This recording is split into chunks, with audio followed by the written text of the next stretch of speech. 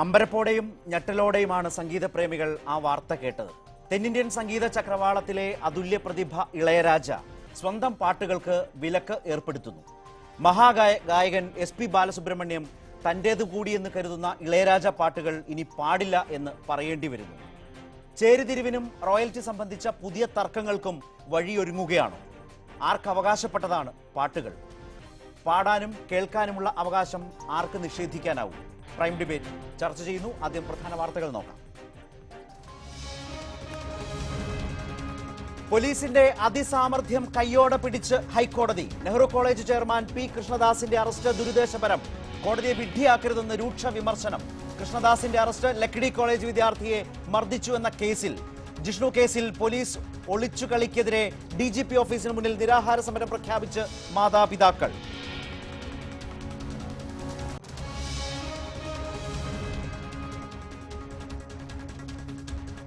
കുണ്ടറയിലെ പെൺകുട്ടിയെ മുത്തച്ഛനും അമ്മാവനും ചേർന്ന് കൊലപ്പെടുത്തി കെട്ടിത്തൂക്കിയെന്ന് പിതാവ്. ആത്മഹത്യയെന്ന പോലീസ് വാദം തെറ്റ്. കേസിൽ പ്രതി വിക്ടറുമായി തെളിവെടുപ്പ്. കൊട്ടിയൂർ പീഡന കേസിൽ 3 പ്രതികൾക്ക് മുൻകൂർ ജാമ്യം.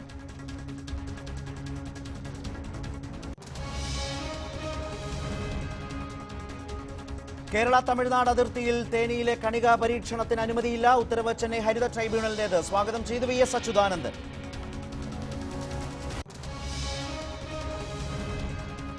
അതിരപ്പള്ളിയിൽ കടുത്ത നിലപാടുമായി മന്ത്രി MM മണി. വനം നഷ്ടപ്പെടുന്നതിൽ വലിയ കാര്യമില്ല, വൈദ്യുതിയാണ് പ്രധാനം. അതിരപ്പള്ളി പദ്ധതി നടപ്പാക്കുക തന്നെ ചെയ്യുമെന്നും മന്ത്രി.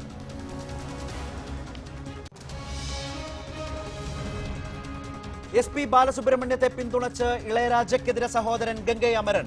പണസമ്പാദനം മാത്രമാണ് ഇളയരാജയുടെ ശ്രമം. പാടരുതെന്ന് പാട്ടുകാരനോട് പറയുന്നത് അനുചിതം. വിവാദം ഇളയരാജയെ ബാധിക്കുമെന്നും സംഗീത സംവിധായകൻ ഗംഗൈ അമരൻ ന്യൂസ് 18നോട്. ഇളയരാജ SPB തർക്കം പുതിയ തലങ്ങളിലേക്ക്.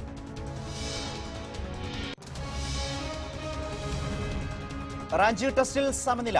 ഓസീസിനെ രക്ഷിച്ചത് ഹാൻസ്കോപ്പിന്റെയും ഷോൺ മാർഷിന്റെയും അർദ്ധ സെഞ്ചുറികൾ. ജഡേജയ്ക്ക് 4 wicket. Cheteshwar Pujara man of the match.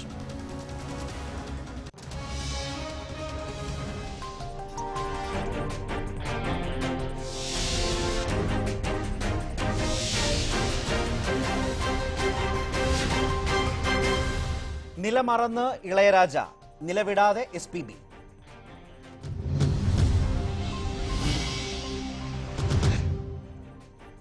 Royalty തർക്കം സംബന്ധിച്ച SPB ഇളയരാജ പ്രശ്നം പുതിയ തലങ്ങളിലേക്ക് നീങ്ങുകയാണ്. അതിൽ ഏറ്റവും ശ്രദ്ധേയമായ പരാമർശം വന്നത് ഇളയരാജയുടെ സഹോദരൻ കൂടിയായ സംഗീത സംവിധായകൻ ഗംഗൈ അമരനിൽ നിന്നാണ്. ഞങ്ങളോട് ന്യൂസ് 18നോട് ഗംഗൈ അമരൻ ഈ വിഷയത്തെക്കുറിച്ച് ചെന്നൈയിൽ സംസാരിച്ചു. പണം സമ്പാദിക്കാനാണ് ഇളയരാജയുടെ ശ്രമം എന്ന കുറ്റപ്പെടുത്തലാണ് ഗംഗൈ അമരൻ നടത്തിയത്. പാട്ട് ശ്രോതാവിന് ഇഷ്ടപ്പെട്ടാൽ അത് വീണ്ടും കേൾക്കണമെന്ന് ആഗ്രഹമുണ്ടാകും. പാടരുതെന്ന് പാട്ടുകാരനോടോ കേൾക്കരുതെന്ന് ശ്രോതാവിനോടോ പറയാൻ കഴിയില്ല. വിവാദം ഇളയരാജയുടെ പ്രശസ്തിയെ പ്രതികൂലമായി ബാധിക്കുമെന്നും സഹോദരൻ ഗംഗൈ അമരൻ ന്യൂസ് 18നോട് പറഞ്ഞു. காப்புரிமை அப்படிங்கிறது வந்து பணம் சம்மந்தப்பட்டதை தவிர அது வேறு எதுவுமே இல்லை. பணம் சம்மந்தப்பட்டதுக்காக அப்படி பண்ணணுமாங்கிறது என்னுடைய ஒரு கேள்வி. ஏன்னா வந்து ஒரு பாடகர் எந்த பாடல்கள்னால் பிரபலமானார் அப்படிங்கிறது ஒரு விஷயம் இருக்குது. அந்த பிரபலமானவர்கள் வந்து கலந்து கொள்ளக்கூடிய நிகழ்ச்சி, அந்த பாடலை ஜனங்கள் எதிர்பார்த்து வருவார்கள் என்பது உண்மையான ஒன்று. அந்த பாட்டை பாடலைன்னு சொன்னால் அவர் உத்தரவில்லை, அதனால் அந்த பாட்டை பாட முடியாதுன்னா இவருக்கு தான் கெட்ட பேர் வருங்கிறது அவருக்கு தெரியல. இப்போ நான் சொல்லலாம், நான் இளையராஜாவுக்கு 1000 பாட்டுகள் 1500 பாட்டுகளுக்கு மேலே ஹிட் சாங் எழுதியிருக்கிறேன். என்னுடைய வார்த்தையை அவர் யூஸ் பண்ணக்கூடாதுன்னா எந்த அடையாளத்தில் பாடுவீங்க நீங்கள்? அப்படின்னு சொல்லி நானும் அதை போடலாம் ஒரு கேஸ். என்னுடைய வார்த்தைகளை யாரும் யூஸ் பண்ணக்கூடாது. இது என்ன சார் அவசியம்? ஏன்னா வந்து எனக்கு அந்த மாதிரி ஒரு ஐடியா வந்து என்னுடைய வார்த்தைகளை யாரும் உபயோகப்படுத்த கொள்ளக்கூடாது, யாருக்கு எனக்கு ராயல்ட்டி கட்டுன்னா இது மக்களை ஏமாத்துற விஷயம் இல்லையா? ഇളയരാജയെ സ്നേഹിച്ചും ആദരിച്ചും ആ പാട്ടുകൾ പരസ്യമായി പാടിത്തന്നെ പ്രതിഷേധിക്കും എന്ന നിലപാട് സംഗീതപ്രേമികൾ പരസ്യമായി സ്വീകരിക്കുന്നു എന്നതാണ് ഏറ്റവും ശ്രദ്ധേയമായ വിവരം. വളരെ ശ്രദ്ധേയമായ രൂക്ഷമായ വിമർശനങ്ങൾ, പരാമർശങ്ങൾ ഈ വിഷയത്തിൽ നവമാധ്യമങ്ങളിലും സജീവമായി വന്നുകൊണ്ടിരിക്കുകയാണ്. അത്രമേൽ സ്വാധീനമുള്ളതാണ് ചലച്ചിത്ര സംഗീതം, അത്രമേൽ സ്വാധീനമുള്ളതാണ് ഇളയരാജയുടെ ഗാനങ്ങൾ. ആ ഗാനങ്ങൾ ജനമനസ്സുകളിൽ എത്തിച്ച SPBയെ പോലുള്ള മഹാഗായകരുടെ സ്ഥാനവും അതുതന്നെയാണ്. നിലമറന്നാരും സൃഷ്ടികളെ നിലപാടായി സ്വീകരിക്കരുത്, വിലക്കായി അവയുമായി മുന്നോട്ടു പോകരുത്. അതാണ് ഏറ്റവും ശ്രദ്ധേയമായി ഇക്കാര്യത്തിൽ ഉണ്ടാകേണ്ടത്. അത് പകതീർക്കലായി മാറുന്നോ എന്ന സംശയം തോന്നിപ്പിക്കുന്ന ഒരുപാട് സംഭവങ്ങൾ ഇളയരാജ ഇപ്പോൾ സ്വീകരിച്ച ഈ നടപടികൾക്കിടയിൽ പലരും സംശയിക്കുന്നുണ്ട് എന്നതും ശ്രദ്ധേയമാണ്. പക്ഷേ ഏറ്റവും അന്തസ്സായ ഒരു നിലപാടാണ് SP ബാലസുബ്രഹ്മണ്യം എന്ന ഗായകൻ ഇക്കാര്യത്തിൽ സ്വീകരിച്ചത്. തൻ്റെ എക്കാലത്തെയും മികച്ച പ്രിയപ്പെട്ട സുഹൃത്തായ ഇളയരാജയുമായി ഒരു കലഹത്തിനില്ല എന്ന് പറഞ്ഞുകൊണ്ടാണ് അദ്ദേഹം വീണ്ടും ആ വിഷയത്തോട് പ്രതികരിച്ചത്. തനിക്ക് വക്കീൽ നോട്ടീസ് അയച്ചു എങ്കിൽ പോലും ഇളയരാജയുമായി ഇതേക്കുറിച്ച് പിന്നീട് വിശദമായി സംസാരിക്കും. ഇപ്പോഴത്തെ ആശയക്കുഴപ്പം ഒഴിവാക്കാൻ വേണ്ടി ഇനിയുള്ള പരിപാടികളിലടക്കം അമേരിക്കയിൽ നടന്നുകൊണ്ടിരിക്കുന്ന തൻ്റെ സംഗീത ജീവിതത്തിൻ്റെ 50-ാം വർഷത്തെ മുൻനിർത്തി നടത്തിക്കൊണ്ടിരിക്കുന്ന സംഗീത പരിപാടികളിൽ സംഗീത പ്രേമികൾക്ക് ആശയക്കുഴപ്പം ഉണ്ടാകാതിരിക്കാൻ, സംഘാടകർക്ക് ആശയക്കുഴപ്പം ഉണ്ടാകാതിരിക്കാൻ ഇളയരാജ പാട്ടുകൾ പാടുന്നില്ല എന്ന നിലപാടാണ് താൻ സ്വീകരിച്ചത് എന്ന് SPB വീണ്ടും പ്രതികരിച്ചു എന്നതാണ് ഏറ്റവും ശ്രദ്ധേയം. ഇളയരാജയുടെ സഹോദരൻ ഗംഗൈ അമരൻ തന്നെ ഇളയരാജയുടെ നിലപാടിനെ പരസ്യമായി വിമർശിക്കുന്നു എന്നതും ശ്രദ്ധേയമാണ്. ഈ ചർച്ചയിൽ ഗായകൻ ശ്രീ G വേണുഗോപാൽ, സുദീപ് കുമാർ, ഒപ്പം തന്നെ ഗാന രചയിതാവ് രാജീവ് ആലുങ്കൽ, സംഗീത സംവിധായകൻ KL ശ്രീറാം, ഒപ്പം തന്നെ നിരവധി വേദികളിൽ താരങ്ങളുടെയും സംഗീത സംവിധായകരുടെയും ഗായകരുടെയും പരിപാടികൾ സംഘടിപ്പിക്കുന്ന ഇവന്റ് മാനേജ്മെന്റ് ഗ്രൂപ്പായ താര ആർട്സിന്റെ കോർഡിനേറ്റർ ശ്രീ കണ്ണൻ നായർ എന്നിവരാണ് ഉള്ളത്. ചലച്ചിത്ര സംവിധായകൻ MA നിഷാദിനെ ടെലിഫോൺ ലൈനിൽ പ്രതീക്ഷിക്കുകയും ചെയ്യുന്നു. ശ്രീ രാജീവ് ആലിങ്കൽ, ഈ തരത്തിലുള്ള പകർപ്പവകാശത്തിന്റെ ആനുകൂല്യം ലഭിക്കുന്ന ഗാനരചയിതാവാണ് താങ്കൾ. ആ നിലയ്ക്ക് നോക്കിയാൽ പകർപ്പവകാശത്തിന്റെ ആനുകൂല്യങ്ങളിൽ 1-ാം പേരുകാരൻ സംഗീത സംവിധായകൻ, 2-ാം പേരുകാരൻ ഗാനരചയിതാവ്, 3-ാമത് നിർമ്മാതാവ്, 4-ാമത് അതുമായി ബന്ധപ്പെട്ട വിതരണക്കാർ, ഏതാണ്ട് ഈ രൂപത്തിലാണെന്ന് തോന്നുന്നു. പകർപ്പവകാശത്തിലൂടെ ഇപ്പോൾ 1 രൂപ വന്നാൽ അതിന്റെ വിഹിതം ഈ നിലയ്ക്കാണ് വരുന്നത്.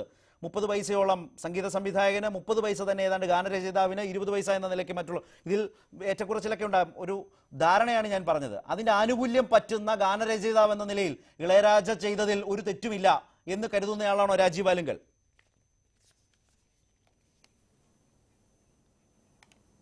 രാജ സാറ് ഇപ്പോൾ ചെയ്തിരിക്കുന്നത് അമേരിക്കയിൽ രാജ സാറിൻ്റെ കുറേ പ്രോഗ്രാം SPB സാറിൻ്റെ ഇപ്പോഴത്തെ പ്രോഗ്രാം കൊണ്ട് നഷ്ടപ്പെട്ടിരിക്കുന്നു. അദ്ദേഹത്തിന് അവിടെ ഒരു പ്രോഗ്രാം നടത്താനാവുന്നില്ല എന്നുള്ളതാണ് ചിത്രചേച്ചിയുടെ മാനേജർ പറഞ്ഞ് എനിക്ക് മനസ്സിലാക്കാൻ സാധിച്ചത്. അപ്പോൾ അതുകൊണ്ടുണ്ടായ ഒരു വ്യക്തി, അതുമാത്രമല്ല SPB സാർ പാടുന്ന ഏറെക്കുറെ എല്ലാ പാട്ടുകളുടെയും അധികാരം അദ്ദേഹത്തിൻ്റെ എക്കോ എന്ന് പറയുന്ന അദ്ദേഹത്തിൻ്റെ ഓഡിയോ കമ്പനിക്ക് അദ്ദേഹം പിന്നെ പിരമിഡിന് കൊടുക്കുകയും അത് തിരിച്ചു വാങ്ങുകയും ചെയ്തു. ആ അവകാശത്തെ മുൻനിർത്തിയാണ് അദ്ദേഹം അമേരിക്കയിൽ അമേരിക്കൻ വക്കീൽ മുഖേന എൻ്റെ പാട്ടുകൾ പാടരുത് എന്ന് സംഘാടകരോടും ആ പ്രോഗ്രാം നടത്തിക്കൊണ്ടിരിക്കുന്ന SPB സാറിനോടും ചിത്ര ചേച്ചിയോടും ആവശ്യപ്പെട്ടത് എന്നാണ് എനിക്ക് അറിയാൻ കഴിഞ്ഞത്. പക്ഷെ അങ്ങനെയാണെങ്കിൽ പോലും മാനുഷികമായി ഒരു സംഗീത സംവിധായകന് അദ്ദേഹം സമൂഹത്തിന് നൽകിയ പാട്ടുകൾ ഇത്രയേറെ പോപ്പുലറാക്കിയ അതുല്യനായ ഒരു ഗായകനോട് അത് പാടരുതെന്ന് പറയുമ്പോൾ ഒരു കലാകാരൻ്റെ എല്ലാ തരത്തിലുമുള്ള മാനവികതയെ അദ്ദേഹം നഷ്ടപ്പെടുത്തി എന്ന കാര്യത്തിൽ തർക്കമൊന്നുമില്ല. റോയൽറ്റി സംബന്ധിച്ചിടത്തോളം ആണെങ്കിൽ IPRSന്റെ റോയൽറ്റിയാണ് എനിക്ക് ലഭിക്കുന്നത്. അത് 50% ഓഡിയോ റൈറ്റ് സ്വന്തമാക്കിയ ആൾ. ഇപ്പോൾ രാജ സാറ് ഓഡിയോ റൈറ്റ് സ്വന്തമാക്കിയ ഒരാളെന്ന രീതിയിലാണ് ഇത് പാടരുതെന്ന് അവിടെ വാദിച്ചിരിക്കുന്നത് എന്നാണ് എനിക്കറിയാൻ കഴിഞ്ഞത്. ഇവിടെ IPRSന്റെ 50% ഓഡിയോ റൈറ്റ് സ്വന്തമാക്കിയ ആൾക്കും 30% സംഗീത സംവിധായകനും 20% ഗാനരചയിതാവിനുള്ളതാണ്. അപ്പോൾ എന്നെ സംബന്ധിച്ചിടത്തോളം ഈ ഗാനരചയിതാക്കൾക്ക് ആകപ്പാടെ പാട്ടെഴുതിന് ശേഷം കിട്ടുന്ന ആകപ്പാടെയുള്ള ഒരു വരുമാനം ഈ റോയൽറ്റി മാത്രമാണ്. സംഗീത സംവിധായകൻ അദ്ദേഹത്തിൻ്റെ പാട്ടുകളുമായി അദ്ദേഹം പാടിപ്പിച്ച ഗായകരെ കൂടാതെ തന്നെ വേണമെങ്കിൽ ഒരു സ്റ്റേജ് പെർഫോമൻസിന് സാധ്യതയുണ്ട്. ഗായകർക്കാണെങ്കിൽ ഞങ്ങളെപ്പോലുള്ള ഗായകരൊക്കെ പിന്നെ ഗാനരചയിതാക്കൾ വർഷത്തിൽ മേടിക്കുന്ന എനിക്കൊരു 2 ലക്ഷത്തിനടുത്ത് രൂപ ഒരു 5-6 വർഷമായിട്ട് കിട്ടുന്നുണ്ട്. ഇതൊക്കെ ഒരു 2 ഗാനമേളകൾക്ക് കൊണ്ട് കിട്ടുന്നവരാണ് ഈ ചർച്ചയിൽ പങ്കെടുക്കുന്നവരൊക്കെ തന്നെ. അപ്പോൾ അവർക്കത് കിട്ടരുത് എന്നല്ല, ഗാനരചയിതാക്കളെ സംബന്ധിച്ചിടത്തോളം ഈ റോയൽറ്റി വലിയൊരു ആശ്വാസവും ഒരുപക്ഷെ പാട്ടെഴുതി കിട്ടിയതിനേക്കാളേറെ ആ പാട്ടുകൊണ്ടുള്ള സാധ്യതയുമാണ്. ആ തരത്തിൽ ആ പാട്ട് എൻ്റേതല്ല എന്ന് തന്നെയാണ് ഞാൻ വിശ്വസിക്കുന്നത്. ആ പാട്ട് പാടരുതെന്ന് ആരോടും പറയാനുള്ള ധാർമ്മികമായ അവകാശം ഒരു കലാകാരൻ്റെ മാനവികത അനുവദിക്കുന്നില്ല. രാജ സാർ അങ്ങനെ പറഞ്ഞിട്ടുണ്ടെങ്കിൽ അത് അദ്ദേഹം ഒരു ബിസിനസ്സുകാരൻ എന്ന രീതിയിലുള്ള അദ്ദേഹത്തിൻ്റെ അവകാശവാദം ഉന്നയിച്ചതാണ്. പക്ഷേ നമ്മൾ ആരാധിക്കുന്ന ഒരു സംഗീത സംവിധായകൻ എന്ന രീതിയിൽ ഇളയരാജ എന്ന വ്യക്തിക്ക്, അദ്ദേഹത്തിൻ്റെ യശസ്സിന്, അദ്ദേഹത്തോട് സംഗീത ലോകത്തിനുണ്ടായ പ്രണയത്തിന് ഒക്കെ ഇത് കോട്ടം തട്ടിയിട്ടുണ്ട് എന്ന് ഞാൻ വിശ്വസിക്കുന്നു. രാജീവാലിങ്കൽ മടങ്ങി വരാം. ശ്രീകണ്ഠൻ നായർ, ഏതാണ്ട് താര ആർട്സ് വളരെ വലിയ പഴക്കമുള്ള ചരിത്രമുള്ള ഒരു, ഇന്നാണ് നമ്മൾ ഇവന്റ് മാനേജ്മെന്റ് ഗ്രൂപ്പ് എന്നൊക്കെ പറയുന്നത്, അതിനുമൊക്കെ എത്രയോ മുമ്പ് തുടങ്ങിയതാണ്. MGR മുതലുള്ള ചലച്ചിത്ര പ്രതിഭകളെ അമേരിക്കയിലടക്കം കൊണ്ടുപോവുകയും നിരവധി സ്റ്റേജ് ഷോകൾ നടത്തുകയും എത്രയോ വർഷമായി ചെയ്തുകൊണ്ടിരിക്കുന്ന ആളുകളാണ്. ഇപ്പോഴടക്കം നിങ്ങൾ വലിയ മലയാളത്തിലെ തന്നെ മുൻനിര അഭിനേതാക്കളെയും മറ്റും വെച്ചുകൊണ്ടുള്ള ചില ആലോചനകളിൽ നിൽക്കുന്നു. ഇതേ SPBയെ വെച്ച് തന്നെ എനിക്ക് തോന്നുന്നു നിങ്ങൾ തന്നെ നിരവധിയായ പരിപാടികൾ അവിടെ നടത്തിയിട്ടുണ്ടാകാം. ഇപ്പോൾ ഈ തർക്കമൊക്കെ ഇളയരാജ പറയുന്നുണ്ടല്ലോ. അങ്ങനെയാണെങ്കിൽ ഈ പാട്ടുകൾ ആകെ പാടാൻ ഇളയരാജയെ തന്നെ ക്ഷണിച്ച് SPBക്ക് കൊടുക്കുന്ന അതേ റേറ്റോടുകൂടി ഒരു പരിപാടി ഏറ്റെടുക്കാൻ നിങ്ങളോ അല്ലെങ്കിൽ അങ്ങനെ സംഗീതാസ്വാദകരെത്തും എന്നൊരു ധാരണയോ നിങ്ങൾക്കുണ്ടോ ശ്രീകണ്ഠൻ നായർ? ഇതിപ്പോൾ അങ്ങനെ ഒരു ഷോ, ഇപ്പോൾ ഇളയരാജ നൈറ്റ് എന്ന് പറഞ്ഞൊരു ഷോ ചെയ്യാനാണെങ്കിൽ അതിന് വരുന്ന ഗായകർ ഇപ്പം ഇളയരാജയുടെ ഒരു ടീമായിരിക്കാം. ഒരുപക്ഷെ അവര് അല്ല, ഈ പാട്ട് മുഴുവൻ ഞാനങ്ങ് പാടിക്കളയാമെന്ന് ഇളയരാജ പറഞ്ഞാൽ നിങ്ങൾ അദ്ദേഹത്തിന്റെ പുറകെ ഇതേ മട്ടിൽ പോകുമോ എന്നുള്ളതാണ്. എല്ലാ പാട്ടും ഞാൻ തന്നെ പാടാം, ഒരു ഗായകനും വേണ്ട, എന്റെ തന്നെ പാട്ടുകളാണല്ലോ. ഇപ്പോ SPB വേണ്ട, ഇളയനില ഞാൻ പാടാം, നിലാവേ ഇതെല്ലാം പാടാം എന്ന് അദ്ദേഹം പറഞ്ഞാൽ കേൾക്കാൻ ഓഡിയൻസ് ഉണ്ടാവണ്ടേ? അതാ ഞാൻ ചോദിച്ചത്. അല്ല, അത് ഇളയരാജ പാടിയാൽ രസമുള്ള കുറച്ച് പാട്ടുകളുണ്ട്. ഇളയരാജയുടെ തന്നെ അദ്ദേഹം തന്നെ ഉണ്ട്, ഞാൻ നിഷേധിക്കുന്നില്ല. അങ്ങനെയുള്ള പാട്ടുകൾ പാടിയാൽ ഓക്കെ. ഇപ്പം ബാലു സാറൊക്കെ പാടിയിരിക്കുന്ന പാട്ടുകളൊക്കെ ഇപ്പം സാറിന്റെ സൃഷ്ടിയാണെങ്കിൽ പോലും രാജാ സാർ അത് പാടുമ്പോൾ രാജാ സാർ പാടി കേൾക്കുന്നതിനേക്കാൾ എത്രയോ ഒരു കോടി ശതമാനം ഇരട്ടി സുഖം ഉണ്ടാവും ബാലു സാറിന്റെ ശബ്ദത്തെ നമുക്ക് കേൾക്കാൻ. ഓഡിയൻസിനും നമുക്കൊക്കെ കേൾക്കാൻ അതായിരിക്കും ഇഷ്ടം. രാജാ സാറിന്റെ പരിപാടി മാത്രമായിട്ട് ഈ പാട്ടെല്ലാം കൂടെ പാടാന്ന് പറഞ്ഞാൽ നമുക്ക് ഒരു കാരണവശാലും നമുക്ക് ചെയ്യാൻ പറ്റത്തുമില്ല, അതിന് ഓഡിയൻസും ഉണ്ടാവില്ല. പക്ഷെ ഒരു സ്റ്റേജ് ഷോയ്ക്കിടയിൽ SPB വല്ലാതെ ബുദ്ധിമുട്ടി പോവുകയും ഫേസ്ബുക്കിലൂടെ വളരെ മാന്യമായി അദ്ദേഹം പ്രതികരിക്കുകയും ചെയ്ത് നമ്മളെല്ലാം വായിക്കുകയും അറിയുകയും ചെയ്തതാണ്. ഇത്തരം പരിപാടികൾ ആസൂത്രണം ചെയ്യുന്നതിനിടയിൽ ഇതുപോലൊരു വലിയ പണിയുമായി ആരിറങ്ങി തിരിച്ചാലും അത് യഥാർത്ഥത്തിൽ എങ്ങനെയാണ് നിങ്ങളെപ്പോലുള്ളവർക്ക് മാനേജ് ചെയ്യാനാവുക? തീർച്ചയായിട്ടും ഭയങ്കര ബുദ്ധിമുട്ടാണ്. ഒരു 6 മാസം ഒരു 5 മാസം മുമ്പ് പ്ലാൻ ചെയ്ത ഷോയാണിത്. ഇപ്പം അത് ഓൾമോസ്റ്റ് 16 സ്റ്റേജുകളിലായിട്ട് ചെയ്യുന്നുണ്ട് പിന്നെ ബാലു സാറും ചിത്രയായിട്ട്. അത് ഈ ഷോയിൽ ഒരു 6 മാസം മുമ്പ് നടന്ന ഈ ഒരു സ്പോൺസറുടെ ഒരു ജോലി എന്ന് പറഞ്ഞാൽ ഈ സംഘങ്ങളെ മൊത്തം പ്രാക്ടീസ് ചെയ്യിക്കാനുള്ള ജോലി ഇപ്പുറത്തെ സൈഡിൽ ബാലു സാറിന്റെ ടീമിനും, ഇതിന്റെ മുഴുവൻ പേപ്പർ വർക്കുകൾ, ഇതിന്റെ പബ്ലിസിറ്റി, ഇതിന്റെ അവിടുത്തെ സെല്ലിങ്, ഇങ്ങനെയുള്ള കാര്യങ്ങൾ മുഴുവൻ ഒരു സൈഡിൽ നിന്ന് ഞങ്ങളുടെ ഭാഗത്തുനിന്നും ചെയ്തുകൊണ്ടിരിക്കുന്ന സാഹചര്യത്തിൽ ഈ എപ്പോഴെങ്കിലുമൊക്കെ രാജാ സാറിന് കുറച്ചുകൂടെ നേരത്തെ പറയായിരുന്നു ഇത്. അതിനെ ഇതറിയാം, അനൗൺസ് ചെയ്തിട്ട് എത്രയോ നാളുകളായി, വേണമെങ്കിൽ നേരത്തെ അറിയിക്കാമായിരുന്നു.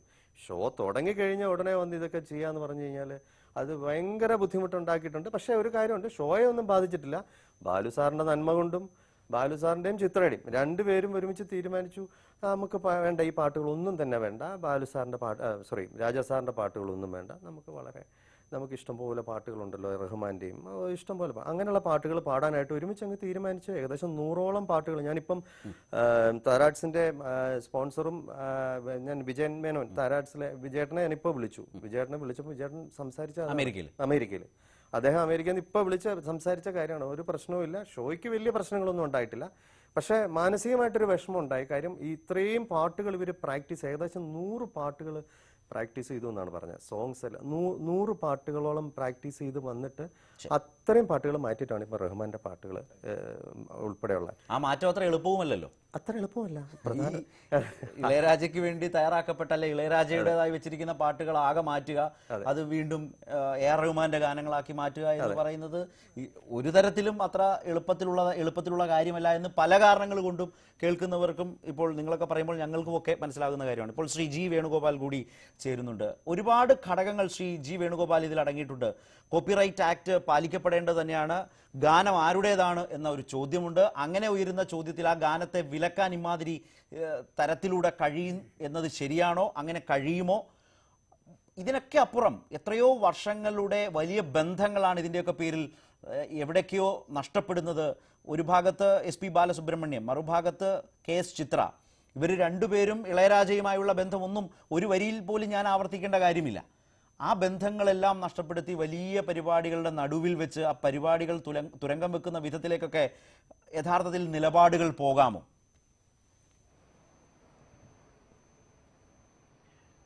ഇതിൽ ഏറ്റവും കൂടുതൽ ദുഃഖിപ്പിക്കുന്ന ഒരു കാര്യം ഈ ബന്ധങ്ങളെല്ലാം തകരാറിലായി എന്നുള്ളതാണ്. അതായത് രാജാ സാറ് രംഗത്തെ 80കളുടെ ആദ്യം വരുമ്പോൾ അദ്ദേഹത്തിൻ്റെ ഏറ്റവും നല്ല പാട്ടുകൾ മുഴുവൻ പാടി പ്രശസ്തമാക്കിയിരിക്കുന്നത് SPB സാറും ജാനകി അമ്മയാണ്,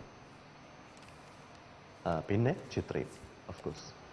അപ്പോൾ ഈ ഒരു നിസ്സാരമായ ഒരു ലീഗൽ നോട്ടീസിലൂടെ ദീർഘകാലമായിട്ടുള്ള ഒരു ബന്ധത്തിൽ ഒരിക്കലും മായ്ക്കാൻ സാധിക്കാത്തൊരു പോറിൽ വീണിരിക്കുകയാണ്. ഇത് ഒരു കാലത്ത് സ്വാഭാവികമായിട്ട് സംഭവിച്ചിരുന്ന ഒരു കാര്യമാണ് സംഗീതം എന്ന് പറയുന്നത്. സിനിമയിൽ എഴുതിക്കഴിഞ്ഞാൽ സംഗീത സംവിധായകനും പാട്ടുകാരനും ഒരു പറ്റം ഇൻസ്ട്രുമെൻ്റലിസ്റ്റ് ഓർക്കസ്ട്രക്കാരും അവരുടെ പങ്ക് വളരെ വലുതാണ് ഈ ഒരു ക്രിയേഷനിൽ. ഞാനത് എടുത്തു പറയുകയാണ്. ഇവരെല്ലാവരും ഒരുമിച്ചിരുന്ന് ഇത് പാടി ഇത് റെക്കോർഡിംഗ് നടത്തിയിരുന്നൊരു കാലഘട്ടം ഇപ്പോൾ നമുക്ക് നഷ്ടപ്പെട്ടു. തത്സമയമെല്ലാം സംഭവിച്ചിരുന്ന ഒരു കാലം. ബന്ധങ്ങൾ പലതും നഷ്ടമായിരിക്കുകയാണ്. പറയുമ്പോൾ സാമ്പത്തികമായ ഭദ്രത ആർക്കും ഒരു കുഴപ്പമില്ല. രാജാ സാറിന് കുഴപ്പമില്ല, SPB സാറിന് കുഴപ്പമില്ല, ഇവർക്ക് ആർക്കും ഒരു കുഴപ്പമില്ല. വീണ്ടും വീണ്ടും വീണ്ടും വരുന്ന നിയമനിർമ്മാണങ്ങൾ. ഇപ്പോൾ 2012 രാജ്യസഭയിലും ലോക്സഭയിലും പാട്ടുകാരെ കൂടി ഇതിൻ്റെ ബൗദ്ധിക സ്വത്തവകാശത്തിലേക്ക് ഇൻക്ലൂഡ് ചെയ്തിരിക്കുകയാണ്. അപ്പോൾ ഇതെല്ലാവരും സാമ്പത്തികമായൊരു ഭദ്രത കൈവരിച്ചുകൊണ്ടിരിക്കുകയാണ്. ഈ സമയത്താണ് ഇത്തരത്തിലുള്ളൊരു നിസ്സാര ഇഷ്യൂ പറഞ്ഞിട്ട്, അതും SPB സാറിൻ്റെ കരിയറിൽ വളരെ പ്രധാനപ്പെട്ട ഒരു നാഴികക്കല്ലാണ്. 50 വർഷത്തെ അദ്ദേഹത്തിൻ്റെ ലാൻഡ്മാർക്ക് ഒരു പീരീഡാണ്. അദ്ദേഹം പലയിടത്ത് കച്ചേരികൾ നടത്തിക്കൊണ്ടിരിക്കുകയാണ്. അപ്പോൾ ഒരു നേരിട്ടൊരു ലീഗൽ നോട്ടീസ് അദ്ദേഹം അയച്ചിരിക്കുന്നത്. നേരിട്ട് ലീഗൽ നോട്ടീസ് അയച്ചത് അത് ലീഗലി വാലിഡ് ആണോ എന്നുള്ളൊരു ചർച്ച കുറച്ചും കൂടെ ഡീറ്റെയിൽ ആയിട്ട് പറയുകയാണെങ്കിൽ അതിനെക്കുറിച്ച് സംസാരിക്കാൻ സാധിക്കുള്ളൂ. പക്ഷേ ആത്യന്തികമായിട്ട് ഇത് സംഗീതജ്ഞർ തമ്മിലുള്ള അപസ്വരങ്ങൾ, അസ്വാരസ്യങ്ങൾ വെളിയിൽ കൊണ്ടുവരുന്നു എന്നുള്ളതാണ്. വീണ്ടും വീണ്ടും പാട്ട് ഞങ്ങളുടേത് മാത്രം എന്ന് പറഞ്ഞ് ഓരോ ശാഖക്കാരും നിർബന്ധ ബുദ്ധി പിടിക്കുകയാണ്. സംഗീത സംവിധായകർ പറയുന്നു അവരുടേതാണെന്ന് പറയുന്നു, ലിറിസിസ്റ്റ്സ് പറയുന്നു ഞങ്ങൾ കഴിഞ്ഞിട്ടേ മറ്റെല്ലാവരും വരുന്നുള്ളൂ, പാട്ടുകാർ പറയുന്നു ഞങ്ങൾ തൊണ്ട കൊട്ടി പാടി ഇവിടെ മുഴുവൻ നടന്നില്ലെങ്കിൽ എങ്ങനെ ഈ പാട്ട് പ്രശസ്തമാകുമായിരുന്നു, ഞങ്ങളല്ലേ ഇത് പാടി. അതായത് സംഗീത സംവിധായകൻ്റെ ഒരു ക്യാൻവാസായ ഞങ്ങളുടെ ശബ്ദമെന്ന് പറയുന്നത്, അതിൽ വരച്ച ചിത്രമല്ലേ ഇത് മുഴുവൻ. ആ ഒരു ക്യാൻവാസ്, ശക്തമായൊരു ക്യാൻവാസ് ഇല്ലായിരുന്നെങ്കിൽ ഇത് വല്ലതും സംഭവിക്കുമായിരുന്നു എന്ന് പാട്ടുകാർ ചോദിക്കുന്നു. ഈ ഒരു ആർഗ്യുമെൻറ്റ്സിൻ്റെ ഇടയ്ക്ക്, വിലപേശലുകളുടെ ഇടയ്ക്ക് നഷ്ടപ്പെടുന്നത് ഇതിനകത്ത് സത്യം പറഞ്ഞാൽ ഇവരുടെ ഇതിനകത്തുണ്ടായിരുന്ന ഒരു ബന്ധവും. ഞാനൊരു കാര്യം ചോദിക്കട്ടെ, ഒരു കാലത്ത് ഞാൻ ഉൾപ്പെടുന്ന ഒരു വലിയ സംഗീത സമൂഹം കൊച്ചിലെ പാട്ട് കേട്ടിരുന്നത് വളരെ സൗജന്യമായി ഞങ്ങൾക്ക് ലഭിച്ചിരുന്ന റേഡിയോ എന്ന് പറയുന്നൊരു മാധ്യമത്തിലൂടെ മാത്രമായിരുന്നു. അത്യപൂർവമായി മാത്രമേ സിനിമ കണ്ടിരുന്നുള്ളൂ. പക്ഷേ ഈ പാട്ടുകൾ മുഴുവൻ സൗജന്യമായി ഈ റേഡിയോ എന്ന് പറയുന്ന മാധ്യമങ്ങളാണ് ഞങ്ങളുടെ ചെവിയിൽ എത്തിച്ചിരുന്നതും പാട്ടുകാരനാവാനുള്ള പ്രചോദനം ഞങ്ങൾക്ക് നൽകിയിരുന്നതും. രാജാ സാറിന് ഒന്നും അതിൽ നിന്ന് വ്യത്യസ്തതയൊന്നുമില്ല. ഇവരൊക്കെ റേഡിയോ എന്ന് പറയുന്ന മാധ്യമത്തിനെ തന്നെയാണ്, ഇവരൊക്കെ ആ റേഡിയോ തന്നെയാണ് ഇവരെയൊക്കെ നിർമ്മിച്ചെടുത്തിരിക്കുന്നതിന് പുറകിലുള്ള ഒരു അസംസ്കൃത വസ്തു എന്ന് പറയുന്നത്. അപ്പോൾ ഇന്ന് പക്ഷേ ഇതെല്ലാം ചില പോക്കറ്റ്സിലാവുകയാണ്. കാശ് കൊടുത്താലേ പാട്ട് കേൾക്കാൻ പറ്റുള്ളൂ, കാശ് കൊടുത്താലേ പാട്ട് പാടാൻ പറ്റുള്ളൂ എന്ന് വരികയാണ്. അതേസമയം എല്ലാവരും സാമ്പത്തികമായി ഭദ്രമായ നിലപാടിലുമാണ്. എന്തിനാണ് ഇതിൻ്റെയൊക്കെ ആവശ്യമെന്ന് എനിക്ക് മനസ്സിലാവുന്നത്. ഞാൻ താങ്കളിലേക്ക് മടങ്ങി വരാം. ശ്രീ ജി വേണുഗോപാൽ, ഇവിടെ രാജീവ് ആലിങ്കൽ നേരത്തെ പറഞ്ഞ റേഡിയോ കാലത്തിൽ നിന്ന് ടെലിവിഷൻ വന്നു, ടെലിവിഷനിൽ നിന്ന് അല്ലെങ്കിൽ ഇതിന് വലിയ പ്രചാരം ലഭിച്ചു, ഒരുപാട് പരിപാടികൾ കൂടി, വരുമാന സാധ്യത കൂടിയപ്പോൾ യഥാർത്ഥത്തിൽ നേരത്തെ താങ്കളൊക്കെ പറഞ്ഞാൽ ആ ഒരു കലാകാരൻ്റെ മാനവികതയൊക്കെ വിട്ടുകളഞ്ഞും ഒരു പൈസയ്ക്ക് വേണ്ടിയും ഒരു പൈസയുടെ കാര്യത്തിലും വിട്ടുവീഴ്ച വേണ്ട എന്ന നിലയിൽ നിലപാടെടുക്കാൻ ഇളയരാജയെ പോലെയുള്ളവർ പോലും തയ്യാറാകുന്നു എന്നാണ് അവസ്ഥ. അപ്പോൾ വരുമാനം കൂടി എന്ന യാഥാർത്ഥ്യത്തിന് മുമ്പിലാണ് ഈ തമ്മിലടി. അത് പ്രധാനമാണ്.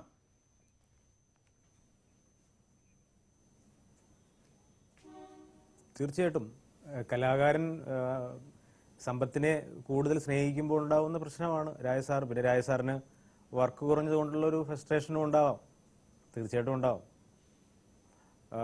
ഏതായാലും SPB സാർ പാടിയ ആ പാട്ടുകൾ അതിനൊരു ഏത് ഗായകർ പാടിയാൽ പോലും നമുക്ക് തൃപ്തിപ്പെടാത്ത രീതിയിൽ അത്രയേറെ തലമുറകളുടെ ഹൃദയത്തിൽ ഇങ്ങനെ ചിരപ്രതിഷ്ഠ നേടിയ സ്ഥിതിക്ക് അത് പാടരുത് എന്ന് പറയുന്നത് അദ്ദേഹത്തിൻ്റെ ഗാനങ്ങളോട് തന്നെ ചെയ്യുന്ന അനീതിയാണ്.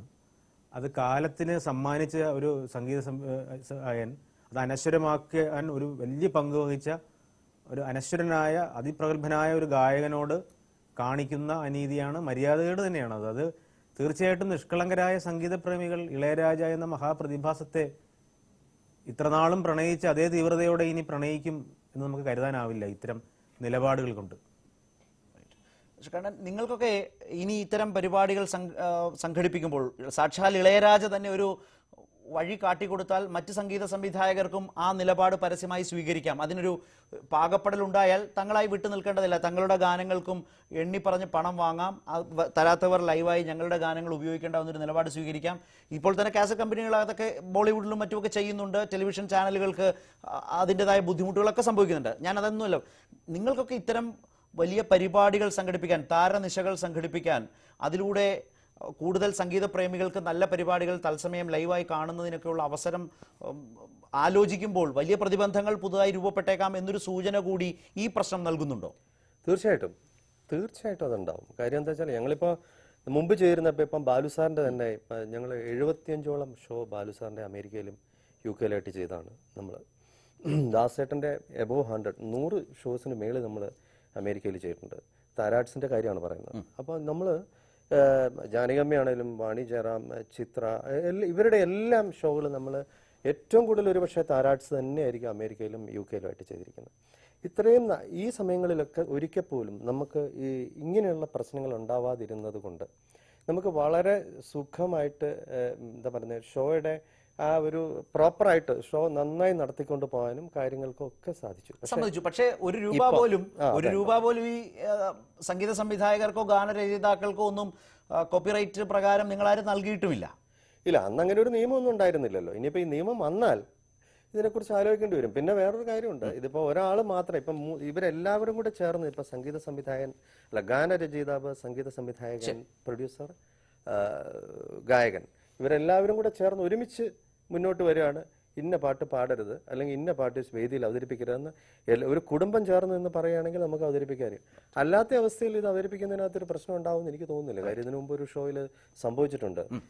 ഞാൻ വരാം താങ്കളിലേക്ക്. ഇപ്പോൾ KL ശ്രീറാം ചെന്നൈയിൽ നിന്ന് ചേരുന്നുണ്ട്. ശ്രീറാം, ഇതിൽ സംഗീത സംവിധായകൻ, ഗായകൻ, ഈ ഗാനങ്ങളെ മികവുറ്റതും മിഴിവുറ്റതുമാക്കുന്ന നിരവധി ഉപകരണങ്ങൾ, സംഗീതോപകരണങ്ങൾ പ്ലേ ചെയ്യുന്ന ഒരു കലാകാരൻ എന്ന നിലകളിലൊക്കെ വരുന്ന ഒരാളെന്നുള്ള നിലയിൽ ചോദിക്കട്ടെ, ഈ തർക്കം, ഇപ്പോൾ രൂപപ്പെട്ട ഈ ഒരു തർക്കമുണ്ടല്ലോ, അത് കാണുമ്പോൾ ഒരു ഭാഗത്ത് സംഗീത സംവിധായകൻ നിൽക്കുന്നു, സംഗീത സംവിധായകരുടേതാണ് ഈ സൃഷ്ടികൾ എന്ന തികഞ്ഞ ബോധ്യത്തോടുകൂടി സംഗീത സംവിധായകർ നിൽക്കുന്നു, ഗായകരെ ആ നിലയിൽ ജസ്റ്റ് പെർഫോമേഴ്സ് മാത്രമായി കാണുന്നു, അതിനപ്പുറത്തേക്ക് ഒരു തരത്തിലും ആ കോൺട്രിബ്യൂഷൻസിനെ കാണാൻ തയ്യാറല്ല എന്ന് പരസ്യ നിലപാടെടുക്കുന്ന സംഗീത സംവിധായകർ. അത് നിയമപരമായ ഒരു തർക്കത്തിലേക്ക് എത്തുമ്പോൾ അത് സാക്ഷാൽ ഇളയരാജയും SPBയും തമ്മിലാകുന്നു, KS ചിത്രയും തമ്മിലുമാകുന്നു. ഇതാണ് ഇതിൻ്റെ ഒരു ഘട്ടം. KL ശ്രീറാം ഈ വിഷയത്തെയും ഈ തർക്കത്തെയും സമീപിക്കുന്നത് എങ്ങനെയാണ്?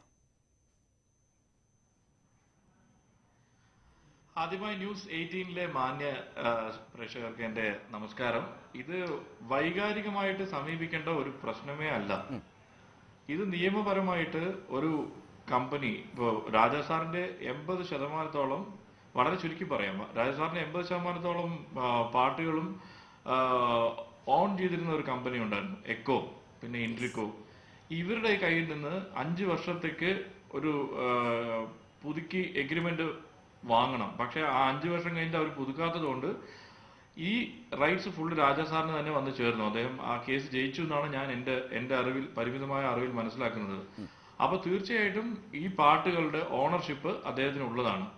അപ്പൊ രാജാ സാർ അദ്ദേഹത്തിന്റെ പാട്ട് പാടരുതെന്നല്ല പറഞ്ഞത്.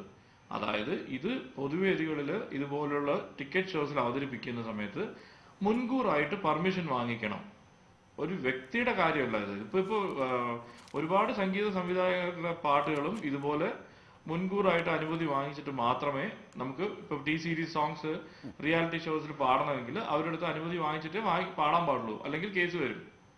സോ അങ്ങനെയുള്ള സാഹചര്യത്തിൽ നിയമത്തിന്റെ ഒരു കട്ടുപാടിലാണല്ലോ നമ്മളൊക്കെ ജീവിക്കുന്നത്. അതുകൊണ്ട് ഇതിനകത്ത് യാതൊരു വിധത്തിലുള്ള ഒരു വൈകാരിക പ്രകടനത്തിന്റെയും ആവശ്യം വരുന്നു തോന്നുന്നില്ല.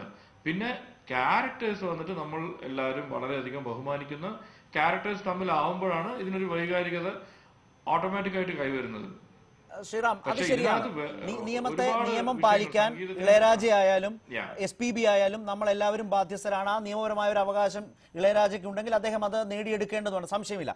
പക്ഷേ അത് ഏതെങ്കിലും ഒരു വഴിത്തർക്കത്തിൽ എതിർകക്ഷിയെ തകർക്കാൻ വേണ്ടി കോടതിയിൽ പോയി ഒരു ഇഞ്ചക്ഷൻ ഓർഡർ വാങ്ങിച്ചൊരു പണി കൊടുക്കുന്ന സ്വഭാവത്തോടു കൂടി SPB എന്ന മഹാഗായകന്റെ 50 വർഷങ്ങളെ മുൻനിർത്തി എന്നോ ആസൂത്രണം ചെയ്തു തുടങ്ങിയ ഒരു പരിപാടിയാണ്, എത്രയോ വേദികൾ. ആ പരിപാടിയുടെ ഇടയിൽ ഇങ്ങനെ നോട്ടീസ് അയച്ച് ഇങ്ങനെ അതിൽ ഒരു ഇടപെടൽ നടത്തുന്നത് അദ്ദേഹത്തെ പോലെ ഒരു മഹാവ്യക്തിത്വത്തിന് ഉചിതമായ രീതിയിലാണ്, അതിലും ഒരു അപാകതയില്ല എന്ന് ശ്രീറാം കരുതുന്നുണ്ടോ? അല്ല, അത്രയും വലിയൊരു പ്രോഗ്രാം നടത്തുന്നുണ്ടെങ്കിൽ അതിന് ഇത്രയും പാട്ടുകൾ, ഇന്ന പാട്ടുകൾ നമ്മൾ പാടുന്നുണ്ടെന്നുള്ളത് മുൻകൂറായിട്ട് അറിയാമല്ലോ.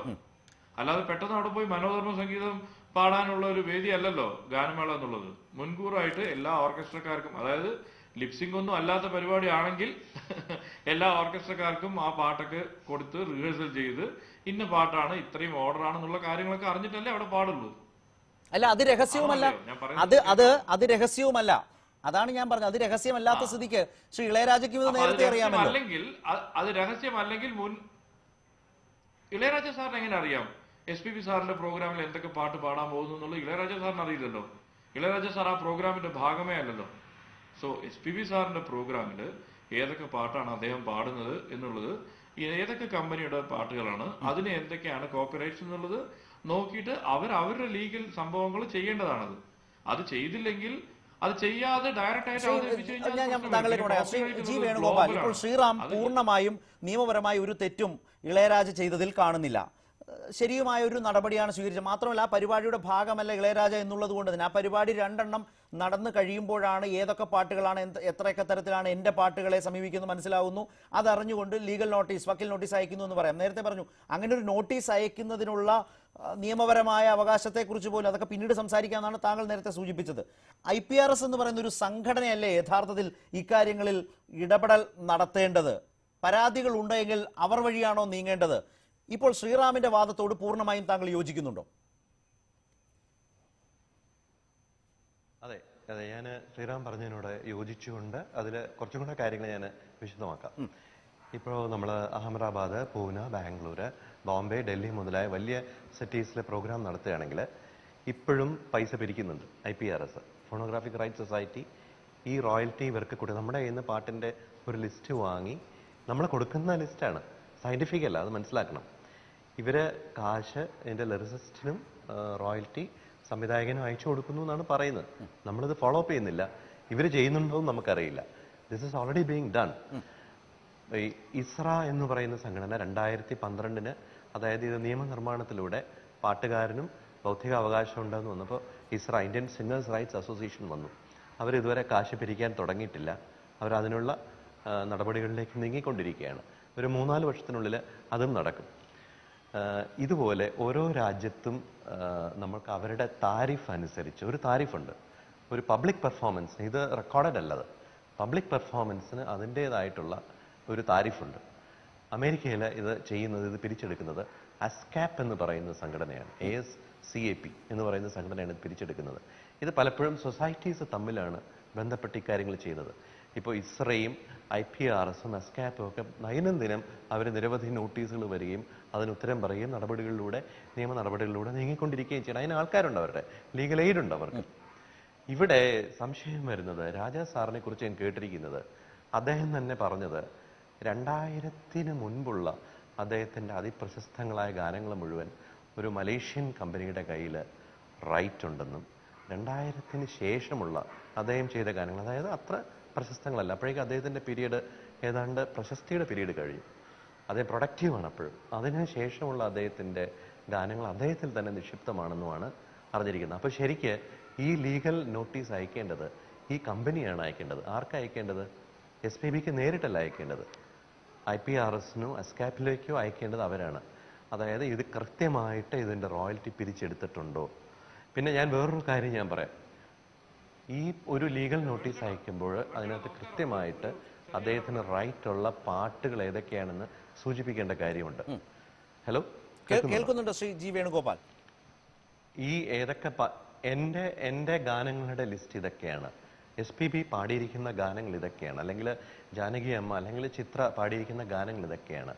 ഇതിൻ്റെ സ്റ്റേജിലുള്ള പെർഫോമൻസ് നിങ്ങൾ ചെയ്യുകയാണെങ്കിൽ അതിന് നിയമപരമായിട്ട് നിങ്ങൾ കൊടുക്കേണ്ട അതിൻ്റെ റോയൽറ്റി എത്രയെന്ന് വെച്ചാൽ കൊടുക്കണമെന്നേ അദ്ദേഹത്തിന് പറയാൻ പറ്റില്ല. അല്ലാണ്ട് ബ്ലാങ്കറ്റ് ആയിട്ട് എൻ്റെ പാട്ടുകളൊന്നും പാടാൻ പാടില്ല എന്ന് പറയുന്നത് തീർച്ചയായിട്ടും അത് ശ്രീ ജി വേണുഗോപാൽ, ഇതാണ് അതിൻ്റെ ഒരു നടപടിക്രമമെങ്കിൽ അതിൽ ലംഘനം ഉണ്ടായിട്ടുണ്ട് എങ്കിൽ ശ്രീ കെ എൽ ശ്രീറാമൊക്കെ സൂചിപ്പിച്ചതിനോ അപ്പുറം ഈ പരിപാടി തൽക്കാലം ഈ രൂപത്തിൽ മുന്നോട്ട് പോകാതിരിക്കാനുള്ള ഒരു ഇടപെടൽ എന്ന ഒരു സമീപനം ഇളയരാജയുടെ ഈ നീക്കത്തിൽ ഉണ്ടായോ എന്ന ഒരു ചോദ്യം കൂടി അതിനകത്ത് ഉയരുന്നുണ്ട്. ഒരു ചെറിയ ഇടവേളയ്ക്ക് ശേഷം ഈ ചർച്ചയിലേക്ക് മടങ്ങി വരാം.